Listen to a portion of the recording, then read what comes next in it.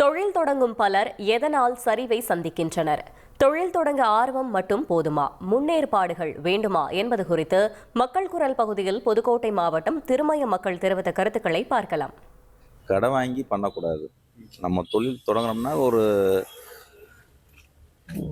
1/3 நம்ம கையில் இருக்கணும். மீதி நம்ம வாங்கி எந்த தொழில் செஞ்சாலும் தொழில் ஆரம்பித்து வாடிக்கையாளர்கிட்ட நல்மதிப்பு எடுக்கணும். ஃபஸ்ட்டு நம்ம என்ன தொழில் பண்ணுறோமோ அந்த தொழிலை பற்றி நல்லா தெரிஞ்சுக்கணும். யாரையும் நம்பி முதல்ல தொழிலை ஆரம்பிக்கக்கூடாது.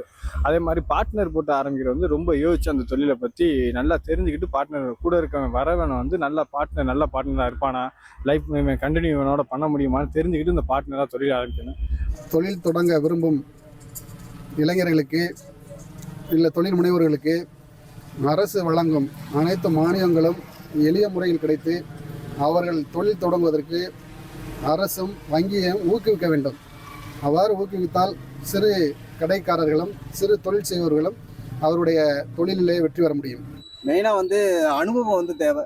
எந்த தொழில் செய்யணும்னாலும் கண்டிப்பாக அது ஏதாவது கொஞ்சமாவது தெரிஞ்சிருக்கணும். தெரிஞ்சாதான் அதை நம்ம அக்யூரேட்டாக கரெக்டாக பண்ண முடியும். தொழில் தொடங்கி நட்டம்ங்கிற விட இன்னைக்கு தொழில் பாதிப்பு தான் அதிகமாக இருக்குது. ஒன்று ஆன்லைன் வியாபாரம், அதனால நிறையா பாதிப்பு எங்களை மாதிரி சிறு வணிகர்களுக்கு ரொம்ப பாதிப்பாக இருக்குது. இன்னும் ஒன்று டிஸ்கவுண்ட் வியாபாரம். டிஸ்கவுண்ட் அதிகமாக பெருங்கடைகளுக்காக டிஸ்கவுண்ட் பண்ணுற சின்ன கடைகள் உள்ள வியாபாரம் பாதிக்கப்படுகிறது. மக்கள் குரல் பகுதியில் புதுக்கோட்டை மாவட்டம் திருமயம் மக்கள் தெரிவித்த கருத்துக்களை பார்த்தோம். இனி செல்லும் இடமெல்லாம் செய்தி. தந்தை டிவியின் வாட்ஸ்அப் சேனலை ஃபாலோ பண்ணினா செல்லருக்கும் இடமெல்லாம் செய்தி.